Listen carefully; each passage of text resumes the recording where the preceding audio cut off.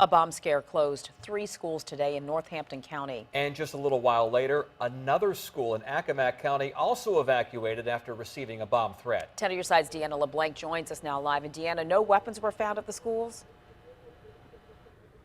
No, all schools were given the all clear. I'm here at Kiptopeke Elementary School, one of the schools in Northampton County. All of the Northampton County schools were evacuated at 10 a.m. They were finally given the all clear around 2:30 this afternoon. Now, part of the reason that it took almost 4.5 hours to give that all clear is because there aren't any available bomb sniffing dogs here on the Eastern Shore. They had to be driven up from Virginia Beach and also from state police in Chesapeake. Now, school administrators say the students and staff evacuated moments after a phone call was received at school administration building. It was the person who phoned in threatened to bomb a school, and in that alleged threat said that the bomb would go off 40 minutes from when that phone call was taken. Now, because the caller did not specify which school, students at all 3 schools in this county were evacuated. They stood outside until 11:45 this morning.